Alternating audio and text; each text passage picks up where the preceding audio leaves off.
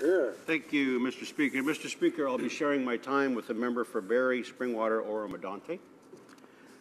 Mr. Speaker, it's my privilege to speak on behalf of the residents of Kitchener-Conestoga on such an important piece of legislation that will have a huge impact on our local economy as well as on our entire Canadian economy. Bill C-30, an act to implement the Comprehensive Economic and Trade Agreement between Canada and the European Union and its member states, better known as CETA, is a landmark agreement. This landmark agreement is a result of years of hard work, especially by our world-class trade negotiators who did most of the heavy lifting. Mr. Speaker, I'd also like to acknowledge the incredible hard work of my colleagues, the member for Abbotsford, the former Trade Minister, and also the member for Battleford, Lloydminster, our former Agriculture Minister, who did a lot of work to ensure that this free trade agreement would in fact be put into place and benefit so many sectors in our society, not the least of which is the agricultural sector, which is largely represented in the riding of Kitchener-Conestoga. We welcome the opportunity in bringing the deal into force. With 28 member states, the EU represents 500 million people and annual economic activity of almost $20 trillion. The EU is the world's largest economy. It is also the world's largest importer of market for goods. The EU's annual imports alone are worth more than Canada's GDP. Mr. Speaker, Conservatives have always been the party of free trade, and we will continue to be the party that stands up for free trade because we know that with free trade comes higher quality competition and cooperation amongst countries for shares of economic prosperity. Between 2006 and 2015, under the leadership of Stephen Harper, our exceptional ministers of international trade, the previous government was instrumental in not only negotiating CETA, but many other free trade agreements globally. For example, our government brought negotiated free trade and saw the agreements come into force with Iceland, Liechtenstein, Norway, Switzerland, Peru, Colombia, Jordan, Panama, Honduras, and South Korea. Today in Canada, 1 in 5 Canadian jobs is linked to trade. In strengthening Canada's trade relations, we support these existing jobs as well as support job creation and economic growth. Mr. Speaker, we know that free flow of goods and service creates jobs and economic growth for all Canadians, and that is why I am proud to be part of a government that has always championed free trade globally. It's because of all this that I was very disappointed that the Trans-Pacific Partnership seems to be in jeopardy, as I truly believe that it too could have unleashed great economic prosperity within each country that was involved in its negotiations. However, I will be supporting this piece of legislation and expect this House to be unanimous as it stands to benefit the constituents of every single one of our ridings. However, Mr. Speaker, based on comments from many of my NDP colleagues, it looks like, again, they will vote against jobs and more opportunity for their constituents. Mr. Speaker, a joint Canada-EU study that supported the launch of negotiations concluded that a trade agreement with the EU could bring a 20% boost in bilateral trade and a $12 billion annual increase to Canada's economy, the economic equivalent of adding $1,000 to the average Canadian family's income, or almost 80,000 new jobs to the Canadian economy. Mr. Speaker, this trade agreement is about job creation for Canadians.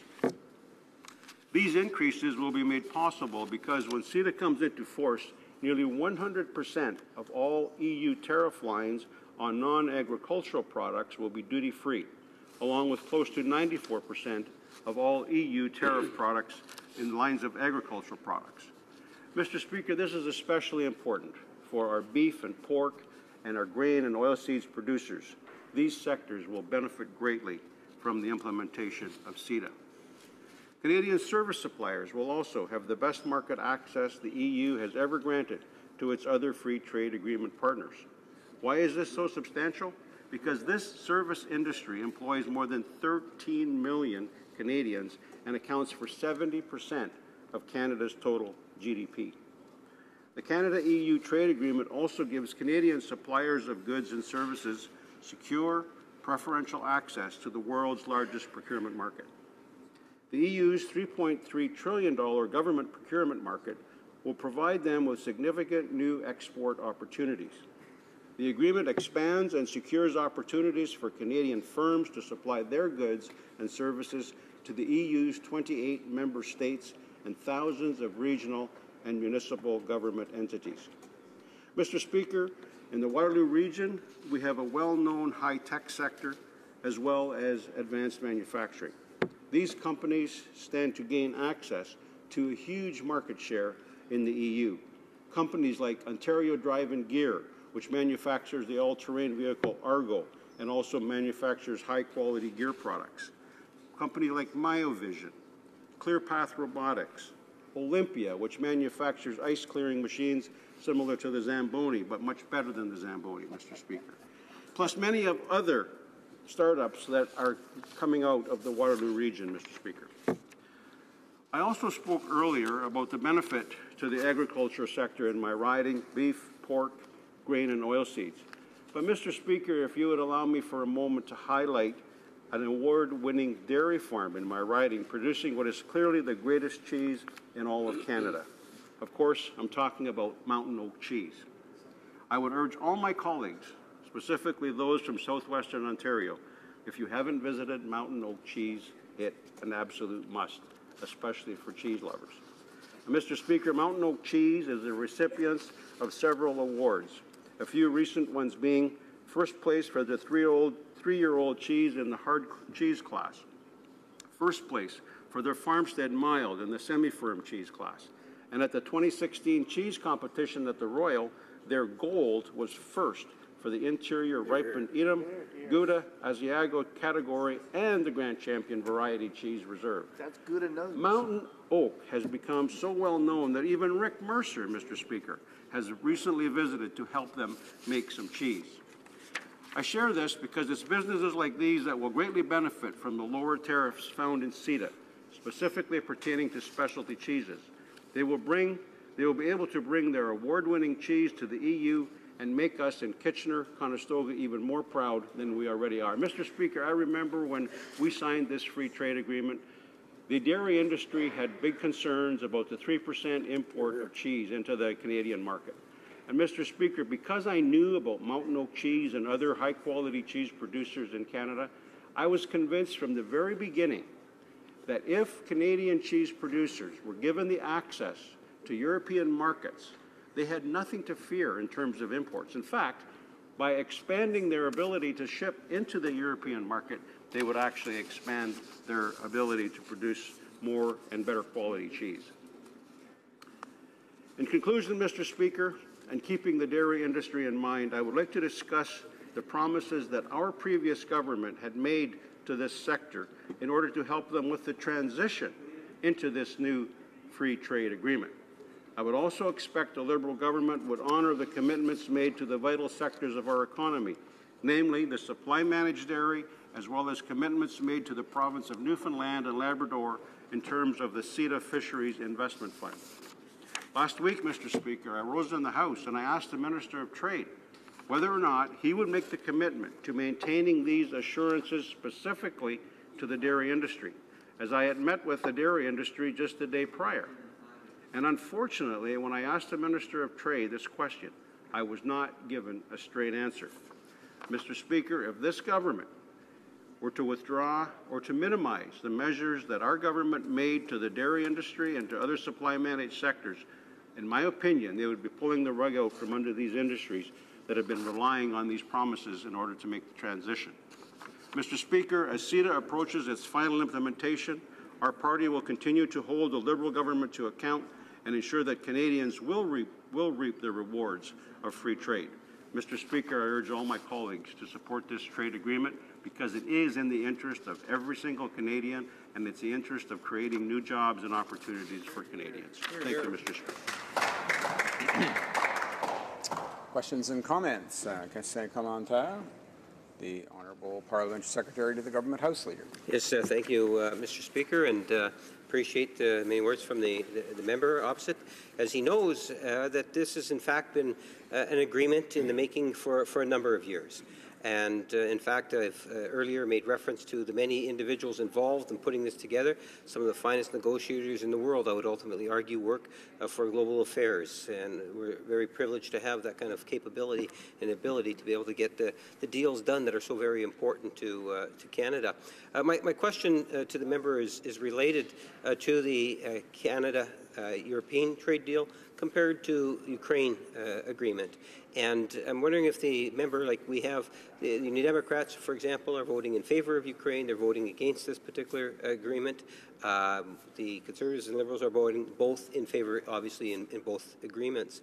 And does the member differentiate anything of significance between the two agreements? Beyond stating the obvious in terms of that very special relationship that we have with Ukraine and its that sense of pride in terms of just getting that one signed off, which was done, I believe, last Friday. But if he has any other thoughts in regards to the two agreements that we've been dealing with the last little while. The honourable member for Kitchener-Conestoga. Thank you, Mr. Speaker, and I thank my colleague for the question. I have to right up front say, Mr. Speaker, I do not consider myself an expert on the Canada-Ukraine Free Trade Agreement. I haven't studied in preparation for this particular debate today.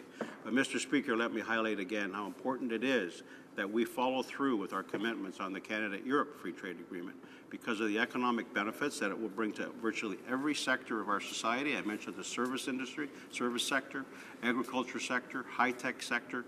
There's so many sectors that will benefit from this free trade agreement, and if we fail on this, Mr. Speaker, we are going to deny access to a huge market that is actually eager to receive the high-quality Canadian goods that we produce and manufacture here in Canada.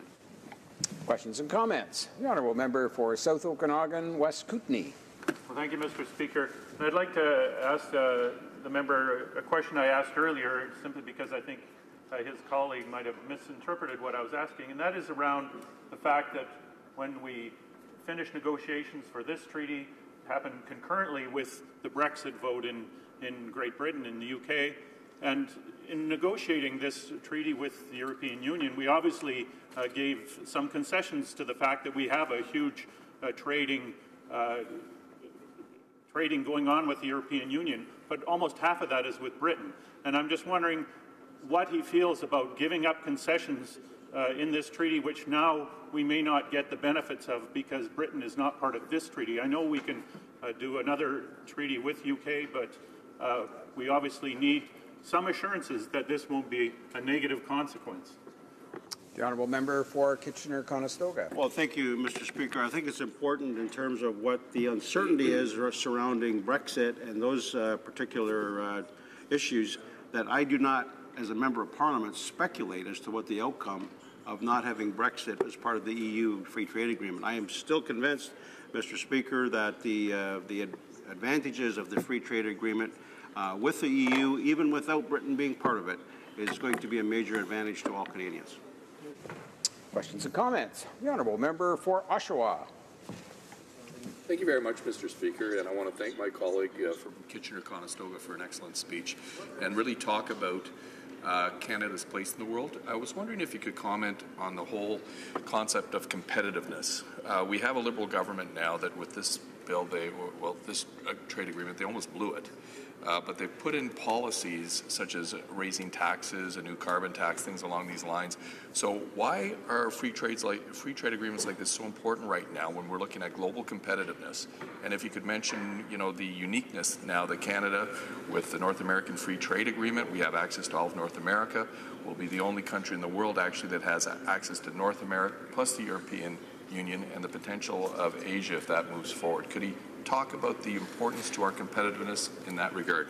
The honourable member for Kitchener-Conestoga. Mr. Speaker, I'm glad my colleague raised this question. I actually hadn't given it thought in terms of this my particular comments. But if we look at the current situation in terms of our relationship with the U.S., I think all of us in this House would agree that if there was ever a point where it's important that we signed more free trade agreements with more countries and diversified our ability to trade, it's at this point when we may be under threat for not having the same access to the U.S. market that we have.